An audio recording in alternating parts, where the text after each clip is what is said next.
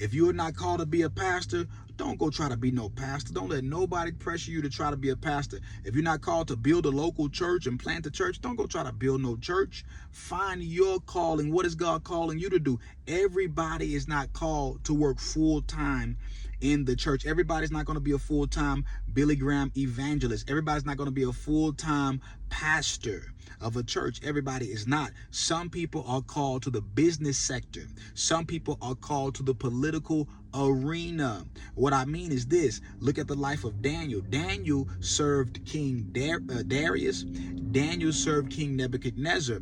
I think he may have served some others, but Daniel had an office in the political arena. God called Daniel to the political arena. Some people are called to the political arena, and if God has called you to politics, be sharp and be Christian. Okay, be Christ there, and magnify your office. Listen, Paul says in Romans chapter 11 verse 23, I am an apostle of the Gentiles. I magnify my office. He did not say, I put it under a bushel. I put it under a bed. I put it in the closet. I got it here because I'm ashamed. I don't want nobody to know that I'm a politician. No. Listen. Let people know, like myself, I am a preacher. God has called me to be a preacher. I have a mandate from God to preach and teach the gospel of Jesus Christ. I am part-time at the moment, and I trust to go full-time as I stay faithful with the little things. But God has called me to do that. Now look at the life of Joseph. Joseph was called into the political arena. He served, his name? Pharaoh.